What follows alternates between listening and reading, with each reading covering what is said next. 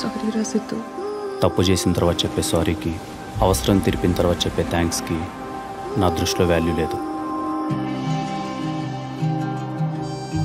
ఎంత లక్షణంగా ఉందిరా. తొందరపడి చిన్నప్పుడు పెళ్లి చేసుకున్నట్టుంది. I miss dare. ఏ అది నా ఎక్స్. ఎక్సా? ఇక్కడికి ఎందుకు వచ్చింది? నా ప్రెజెంట్ని సెట్ చేయడానికి వచ్చింది.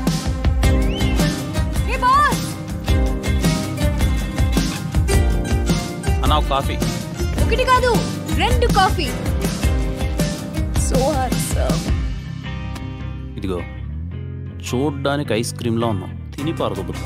తినే నిజంగానే ఏదో రోజు తిని పారదొబ్బితే అప్పుడు అర్థమవుతుంది.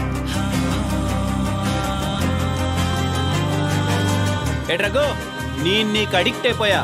గంటో 2 గంటలో కాదు, 24/7 365 డేస్ నువ్వు నాకు కావాలి. ఏమైంది? సిద్ధు సారీ చెప్పు. నేను చెప్పను సార్.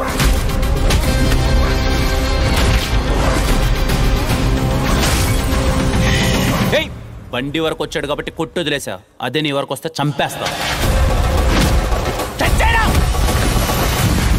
నిజంగా నీకు నేను కావాలనిపిస్తే అట్లీస్ట్ ఒక సారీ అయినా చెప్పాలి.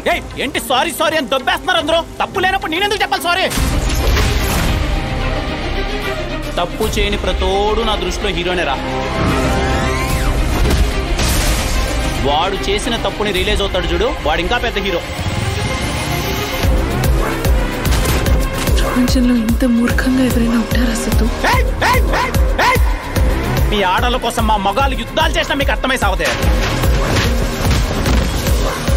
దేవుడు ఎప్పుడు మాట్లాడటం మానేశాడో తెలుసా సిద్ధు?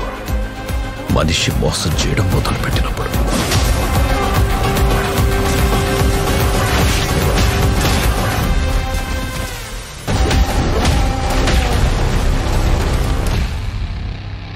ప్రేమ చాలా గొప్పది మ్యాగీ, కానీ అది ఇచ్చే బాధే చాలా భయంకరంగా ఉంటుంది.